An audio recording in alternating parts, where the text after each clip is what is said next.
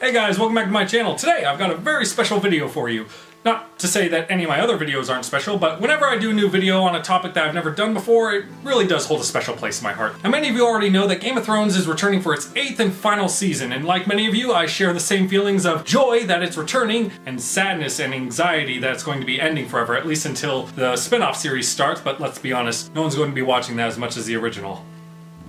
No one. Now for those of you who don't know, Game of Thrones is a medieval fantasy series that revolves around much mystery and speculation, with fans making theories until they're blue in the face about what they think is going to happen next. And today I want to share with you my very own theory, but first, before I get to that, first of all, I'm not betting my entire enjoyment of this show on this theory. If it happens, great. If it doesn't, fine. Besides, there's only one thing that needs to happen in Game of Thrones, and that's if there is not a House Giantsbane started by these two at the end of the show, I'm going to consider this whole entire thing a complete and utter waste of my time. Also, before I go any further, for those of you who've come to my channel and subscribed because of the Robert Baratheon Battle of the Trident video teaser trailer that I made, that I promised to make a web series around, stick around to the very end. I have some information I'd like to pass along to you guys about how that's going and what the plan is for that. So with all that being said, let's continue. Now, I've been crunching the numbers a lot lately, and frankly, the Night King is going to be at an all-around disadvantage. When he first destroys the wall and crosses south, he's accompanied with his lieutenants, 100,000 White Walkers consisting of zombified humans, giants, and undead animals, along with a freshly resurrected Viserion. And I know I'm probably butchering that name. It's Viserion, not Viserion. A formidable force to be sure, but let's look at the land of the living and see what their armies consist of. Let's start with Daenerys Targaryen, who has a primary force of 100,000 Dothraki riders. Now, I could just stop right there, as she already has enough warriors to go soldier to soldier against the Night King's army. But wait!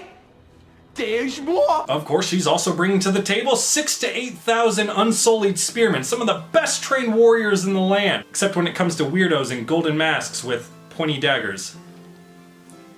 You win some, you lose some. Along with 2 fully grown dragons that I'm betting you are more than a little pissed off that the Night King practiced his javelin toss on one of their bros. But wait! There's more! Ah, of course, I'm forgetting Jon Snow and Arya Stark, 2 characters that are not only bringing their skill to the table, but the last remaining direwolves of their family house, one of which having a pack all of its own, along with an estimated 10,000 in the Northern Army. Putting that all together brings us to a whopping 116,000 warriors, 2 direwolves, and 2 dragons. But wait!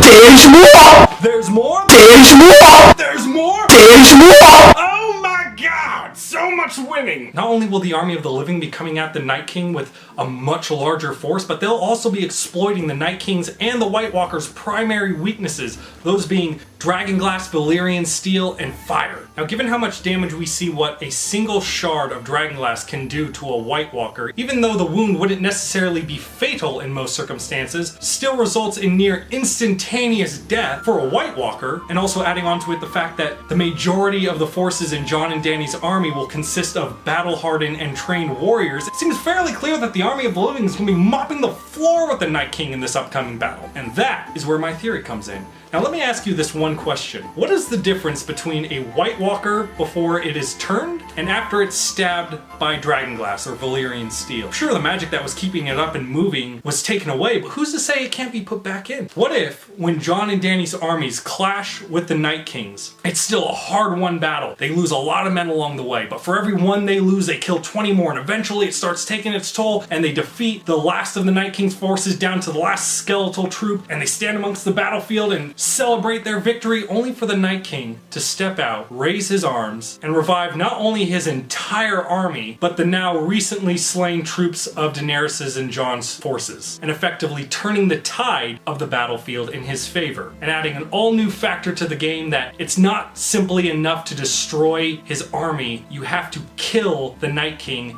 in order to get it all to stop. Now, we've seen throughout the seasons that the Night King's power has continued to grow. He goes from just raising the dead humans and animals to more complicated creatures like giants, and even the most complicated of magical creatures, a dragon. And then he uses that dragon to destroy the one thing that was specifically designed and imbued with power to repel him and keep him locked out of Westeros, the wall. And now that he's destroyed that, and who's to say it's out of the realm of possibility at this point? And that is my theory. But I'd love to know what you guys think. Do you agree with me? Do you disagree with me? Comment below, let me know. Also, added question, if you could have a Valyrian steel weapon of any kind, what would it be and what would you name it? As for me personally, I wouldn't go for a sword or name it for obvious reasons. Lots of people name their swords. Lots of cunts.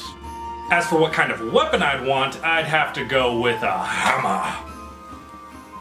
Oh yes. And for those of you guys who stuck around to the very end, I've got some explaining to do about my Game of Thrones Battle of the Trident series I've been trying to get started. Unfortunately, it has been delayed. Oregon not too long ago got hit with an ungodly snowstorm, the likes of which I have never seen in my entire life. And it basically knocked us on our ass without any warning. And only just recently have we been able to regroup and get things reorganized to start filming again. But it's basically ruined any chance of me getting the videos out in the time frame that I wanted, because I wanted to get the show out before Game of Thrones got back on. That's just not a possibility anymore. But we are getting back into filming. We're actually getting filming done this weekend. I'm sorry for the delay. I hope you guys can understand that. And again, I hope you guys stick around by liking and subscribing to my channel. If you enjoyed my videos, any of my videos at all, I'd appreciate it if you shared them around with other people that you think might like them. I'd be eternally in your debt for that. And as always, I can't thank you enough for watching today's video, and I hope you have a great rest of your day.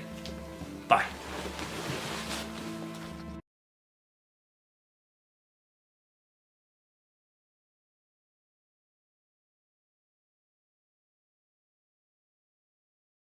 You know, it's funny, I know the exact day when I got into Game of Thrones. I was actually going through YouTube, and I kept seeing all these videos about people's reaction to the Red Wedding, and I had no idea what that was at the time. So I decided to look up the video myself to see what all the hype was about.